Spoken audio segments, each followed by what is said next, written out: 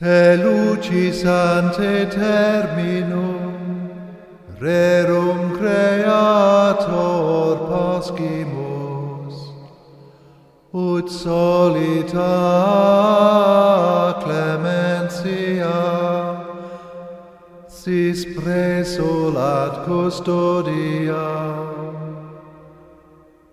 Te corda nostra somnient, te per soporem sentiant, tuamque semper gloriam, vicina luce continant. Some 800 years ago, the monks of St Werburgh's Abbey decided to build a church here in Prestbury, in Cheshire.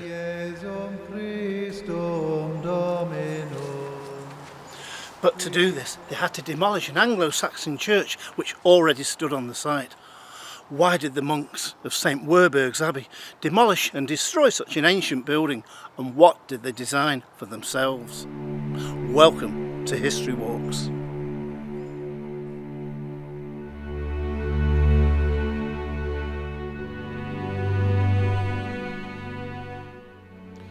There's compelling evidence that a church stood on this site way back in Anglo-Saxon times.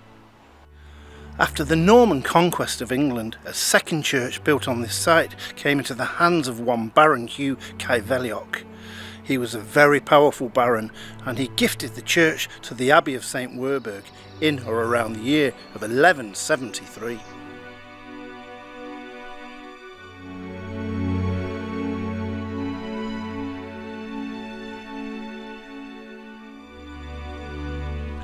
Once in the hands of the St Werburgh monks, it was decided to demolish the Anglo-Saxon church. However, they replaced it with what we know today as a Norman chapel.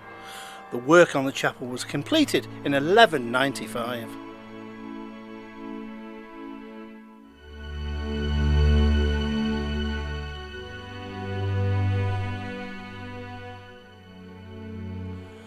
The Norman chapel served as a place of prayer for the vast parish of Prestbury. However, following the Magna Carta and the death of King John, it fell into a state of disrepair. But in the year of 1220, the monks, supported by the Davenports of Marton, the Pigots of Butterley and the family di Corona, started to build what became the chancel and nave of the church that we see today.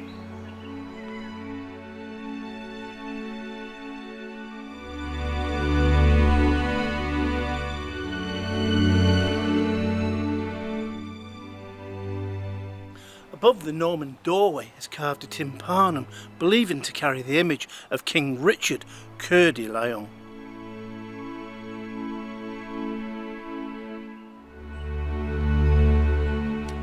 Rather than incorporate the chapel into the new church, it was decided to leave it here in the graveyard. It was then dedicated and given to the Davenport family, maybe to be used for burial and also later as a place of worship. Over the next 3 centuries, the church was extended and a tower was added.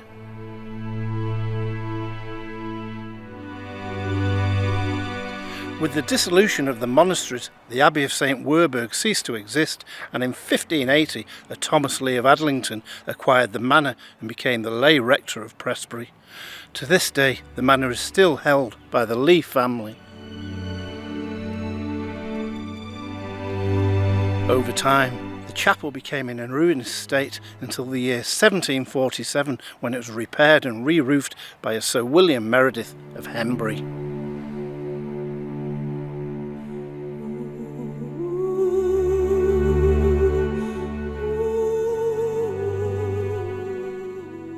In 1882, sections of what's believed to be a late Saxon cross were found here at St Peter's.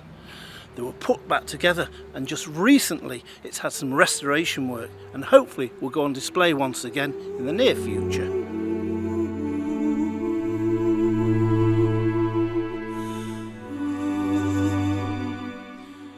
It's here in the churchyard of St Peter's that we find the sundial dated to 1672 and once used to correct the time on the clocks of the church.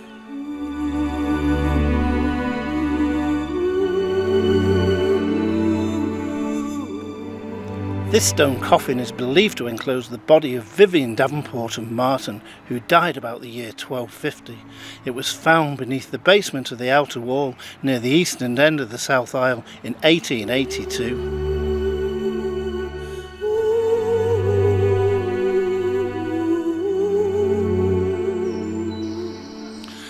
Well, I'm sure you'll agree with me that this is one very historic site dating back to as far as Anglo-Saxon times, and I wonder just how many other souls have wandered through this churchyard over the hundreds, if not even 1,000 years.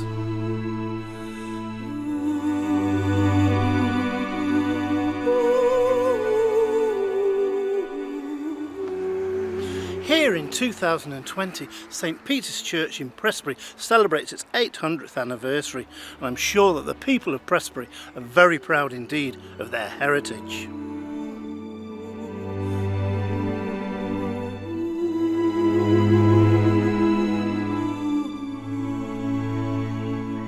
Unfortunately today, due to the lockdown situation, we haven't been able to access inside the church or indeed the normal chapel. However, I have been granted permission to return and take a look inside both the church and the chapel in the future.